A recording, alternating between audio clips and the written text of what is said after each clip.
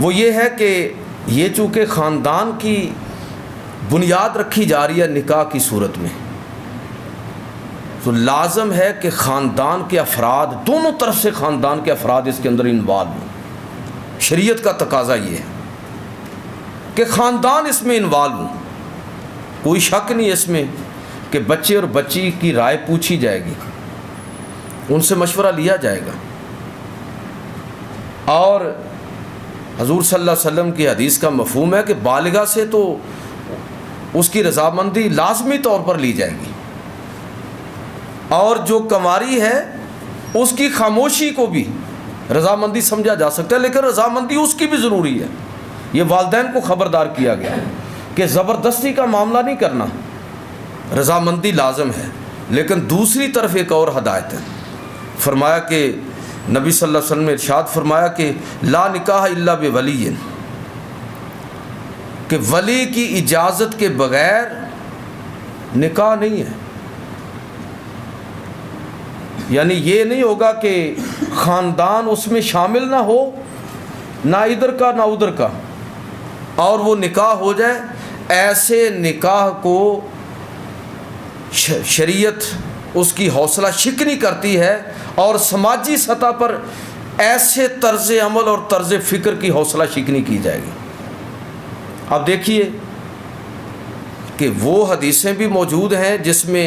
نبی صلی اللہ علیہ وسلم نے بچے اور بچی کی رائے کو اہمیت دی کہ ان کی رائے کے بغیر نہیں چلنا۔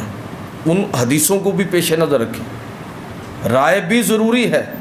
مشورہ بھی ضروری ہے، اور دوسری طرف وہ حکم بھی پیش نظر رکھیں کہ جس میں اللہ کے رسول فرما رہے ہیں کہ ولی کی اجازت کے بغیر نکاح نہیں ہے۔ اگر آپ ان دونوں چیزوں کے درمیان توازن قائم کر دیں تو یہ ہماری سوسائٹی کے اندر جو مسائل کھڑے ہو رہے ہیں ان مسائل سے بچا جا سکتا ہے۔ یہ ہماری عدالتیں تو اندھی ہو گئی ہیں، حوصلہ افزائی کی جا رہی ہے۔ ایک طرف والدین کو ایجوکیٹ کرنے کی ضرورت ہے کہ وہ اولاد کے اس حق کو پہچانیں، اور دوسری طرف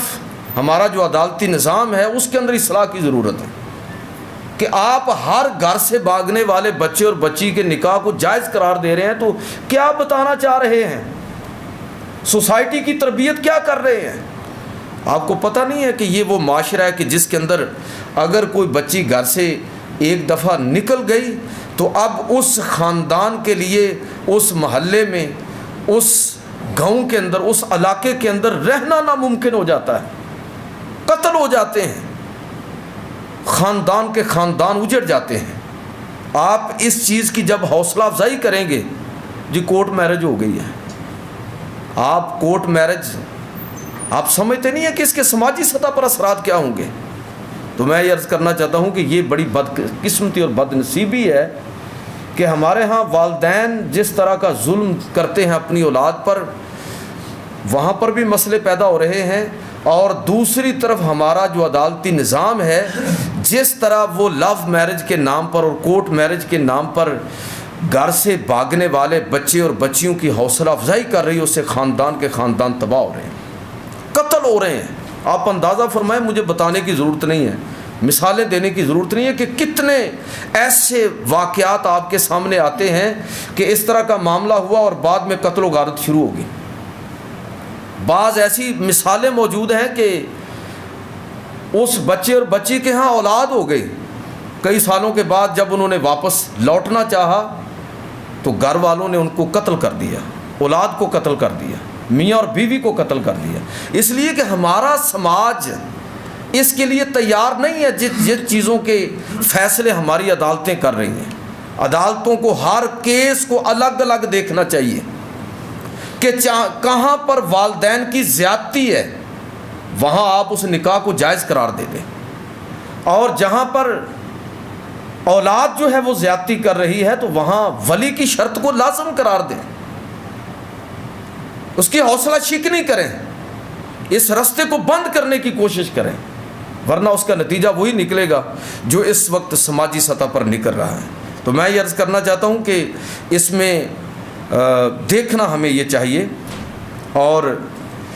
اللہ اور اللہ کے رسول صلی اللہ علیہ وسلم کی جو تعلیمات ہیں ان کو ملحوظ رکھنے کی ضرورت ہے۔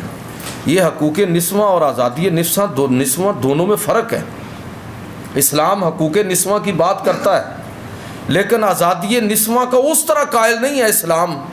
جس طرح یورپ اور مغرب میں اور اس کی کہہ لیجئے کہ نقالی کے اندر ہمارے ہاں خواتین جو ہیں وہ حقوق نسواں کے نام پر جلوس نکالتی ہیں اور کتبے اٹھائے ہوتے ہیں کہ میرا جسم میری مرضی اور ہیپی ڈائیورس۔ یہ ساری بکواسات ہیں۔ مصنوعی مسکراہٹ اپنے چہرے پہ لا کے آپ اس حقیقت کو نہیں چھپا سکتے کہ عورت کی تذلیل کس قدر ہے اس معاملے کے اندر، اور نکاح اور ان سارے معاملے میں اللہ رب العزت نے کس طرح عورت کو اوبلائج کیا اور مرد کو پابند کیا ہے، عورت کو فیور کیا ہے شریعت نے۔ لہٰذا اس چیز کو سمجھنے کی ضرورت ہے۔